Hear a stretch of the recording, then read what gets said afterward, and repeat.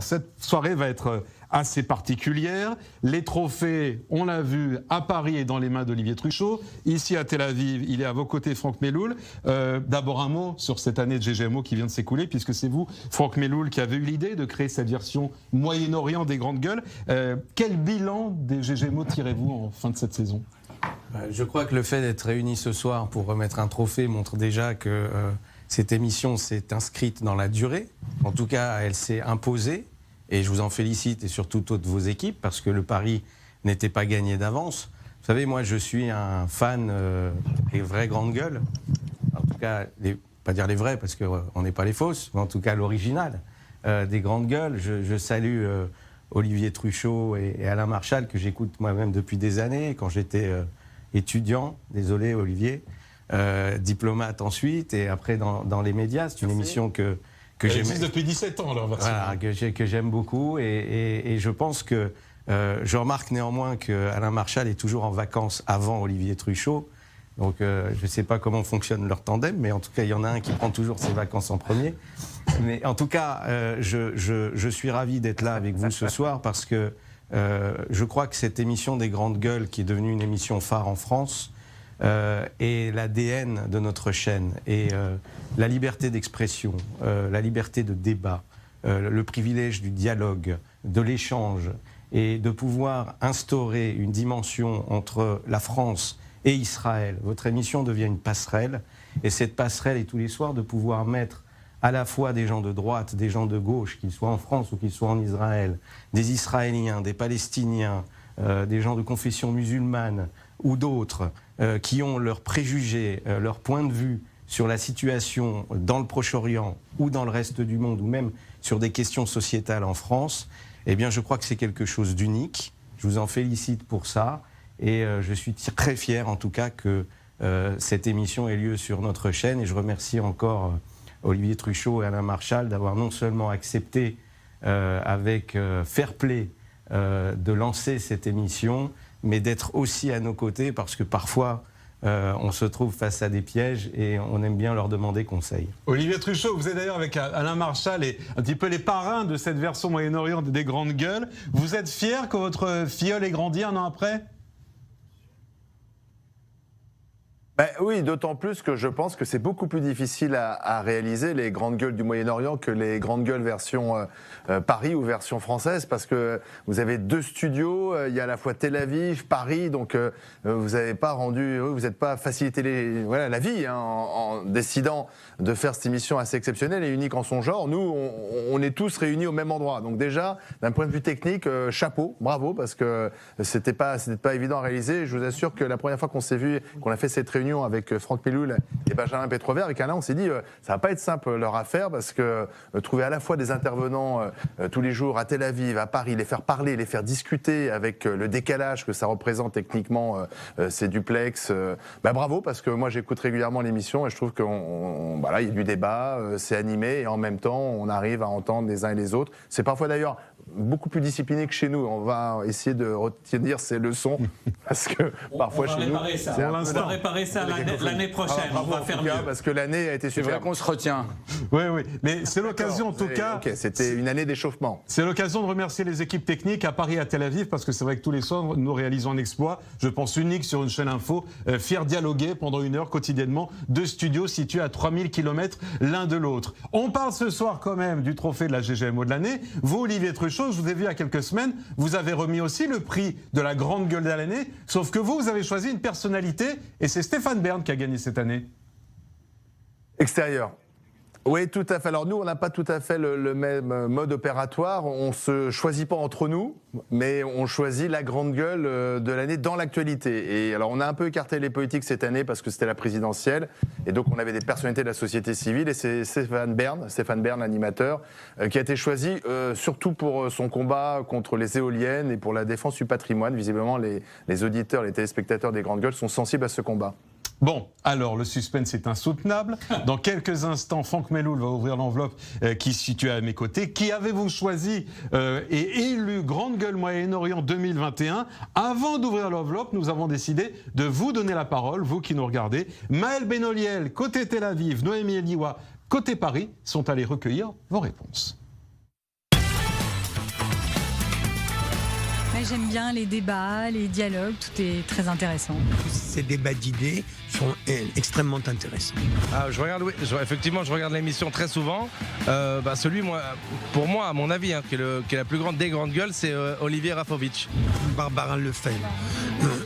Je trouve qu'elle est extrêmement bien parce qu'elle a vraiment des réponses et des analyses qui sont très très justes. Le choix de Meyer Habib, qui est un monsieur extraordinaire. Vraiment Stéphane Blachman, qui est au-dessus du niveau, il est bien renseigné, il a toujours son dossier bien en tête, il a préparé manifestement.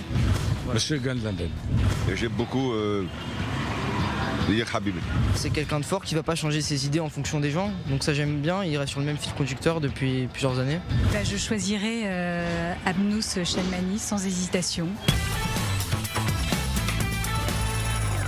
Tout ça ne nous dit pas qui a gagné. Qui a gagné? Franck Meloul, l'enveloppe est devant vous. Je vous invite maintenant à l'ouvrir. Qui avez-vous choisi comme grande gueule de Tel Aviv 2021? Les résultats compilés par Aurélie Alef sont dans ces deux enveloppes. La première, celle de Tel Aviv. Franck Meloul, c'est à vous. Roulement de tambour. Et le gagnant est Olivier Rafovitch. Olivier Rafovitch. Premier gagnant de l'histoire des GGMO, Olivier Rafovitch, je vous remets le trophée. Merci beaucoup, je suis un peu surpris, mais bon, merci. Ok. Merci beaucoup, Président, merci beaucoup, Benjamin, merci beaucoup, chèrement alliés et co-débatteurs. Merci à vous tous, merci à la chaîne. Je peux m'exprimer quelques instants? Je vous en prie. Au-delà du trophée qui est très sympathique, j'ai dit il y a quelque temps à Genève, durant un gala de la chaîne, devant un public qui regarde la chaîne et qui la connaît, que cette chaîne, i24 News, à mon humble avis, je pense que Daniel Sheikh sera d'accord avec moi, a créé une vraie révolution par rapport à la parole qui peut sortir d'ici, d'Israël, sur des sujets multiples, très compliqués, très complexes, qui restent très complexes, mais c'est une chance extraordinaire pour ceux qui veulent s'exprimer d'Israël, qu'on soit juif, qu'on soit arabe, qu'on soit palestinien, de pouvoir utiliser cette chaîne qui parle au monde entier, en 3 langues. Et je dis encore une fois, c'est une révolution qui est en cours. Donc merci, et on continue. Et vous en faites partie régulièrement dans les GGMO. Attention, qui est maintenant la grande gueule que vous avez désignée dans vos votes à Paris? Monsieur le Président, c'est la seconde enveloppe que vous allez ouvrir maintenant. Roulement de tambour. Ah. C'est mieux que je... C'est Abnous Shalmani. Abnous Shalmani. Alors, je sais qu'elle n'est pas loin. Normalement, elle va pouvoir rentrer dans le studio parisien. Elle est là, elle est là. Elle est là. Elle arrive. Elle arrive. Abnous, entrez. Voilà. Bonsoir Abnous. Je ne sais pas si vous nous entendez déjà ou pas encore. Oui, bonsoir. Merci. Oui, je vous entends, c'est bon. C'est Olivier Truchot qui va vous remettre le prix. Je crois que c'est mon premier trophée en plus. C'est vrai. Bah oui, je vois bien, il est là. Non, mais voilà, c'est... Ah ben non, mais vraiment, c'est étonnant. Mais en même temps, oui, c'est vrai que je rigole beaucoup, donc peut-être c'est pour ça aussi, ça fonctionne. Non, mais vraiment... Non, mais merci aux téléspectateurs, merci. Je vais le mettre dans ma bibliothèque, bien entendu. Parce que tout est... Je n'ai pas de télé, je sais que ça va encore en choquer, comme beaucoup de gens qui font de la télévision. Je choisis ce que je regarde, donc mon ordinateur me suffit largement. Non mais merci, tout ça n'aurait pas été possible évidemment sans que Franck Meloul, ça on s'en doute, nous sommes tous là parce que Franck. Donc merci parce qu'il m'a fait confiance, parce que dès le début, dès les conversations avec Anna Cabana, donc profite pour aussi remercier Anna Cabana. Tout a commencé avec elle et la confiance que Franck me fait est immense. C'est un privilège. Et Benjamin, merci Benjamin de m'accepter dans cette équipe. Et je suis d'autant plus ravie de partager ce prix avec Olivier Rafovitch puisque c'est mon débatteur préféré à Tel Aviv, si j'ose le dire. Oh, il y a des privilégiés. C'est passionnant et qu'effectivement, malgré les difficultés techniques, j'assume justement. Je suis une grande gueule, donc je suis censée dire la vérité vrai, donc je l'ai dit.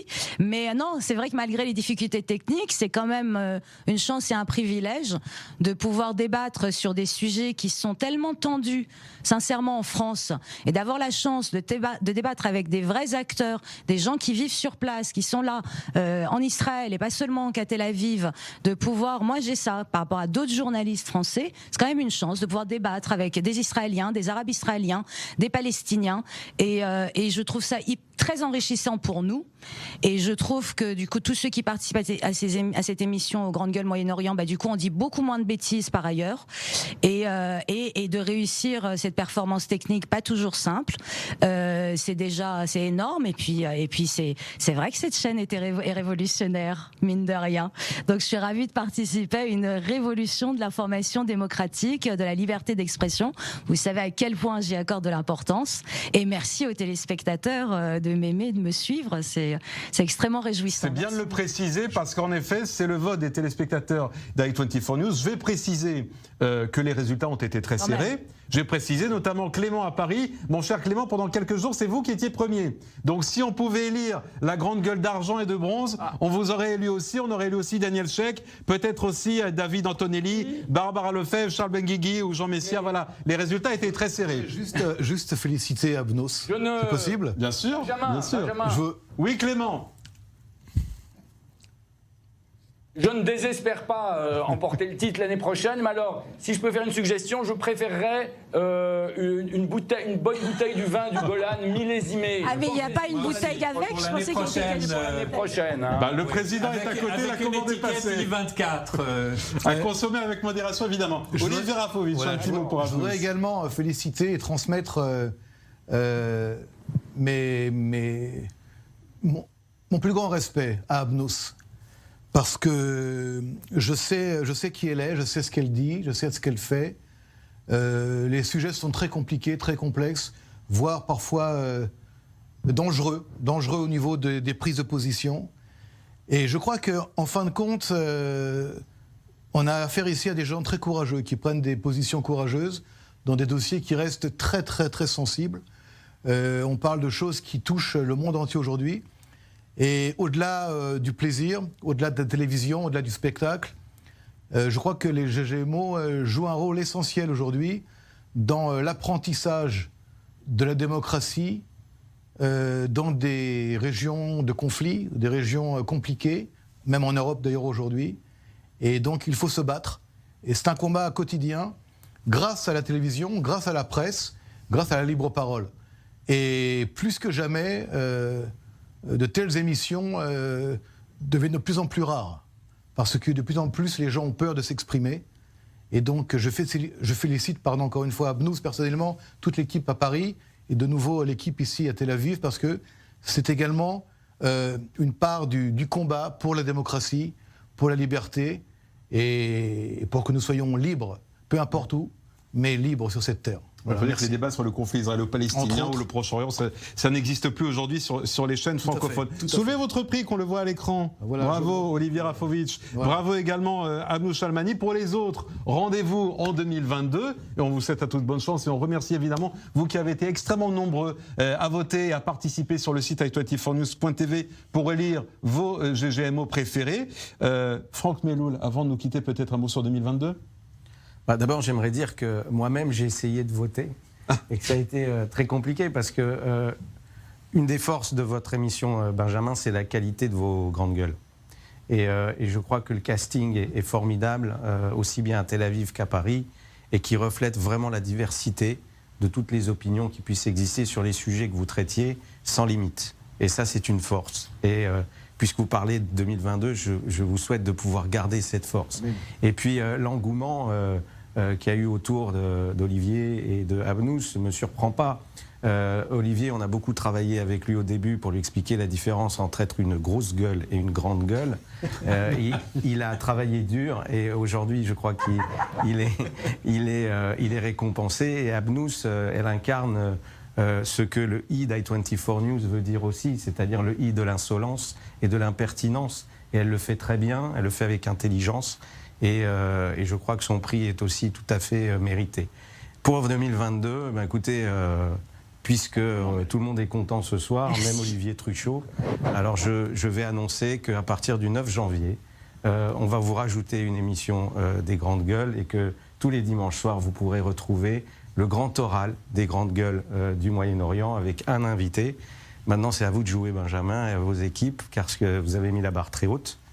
Et l'année prochaine, j'attends à ce qu'elle soit encore plus haute. Donc je vous souhaite une bonne année à tous, de bonnes fêtes de fin d'année.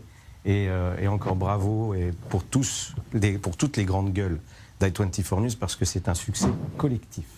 Merci beaucoup, Monsieur le Président. Rendez-vous donc à partir du 9 janvier pour ce nouveau rendez-vous, le grand oral des GGMO. Merci beaucoup, Olivier Truchot, d'avoir été avec nous. Je profite également de cette antenne pour vous remercier à la fois pour votre bénédiction que nous avons depuis la première, de votre part également d'Alain Marchal. Rendez-vous fin 2022 pour le futur prix des GGMO. Et j'imagine que pour vous aussi, cette année 2022 va être très importante. On vient d'annoncer notre grand oral à nous, mais je sais qu'en 2022, vous aurez aussi beaucoup de grands oraux à l'approche de la présidentielle.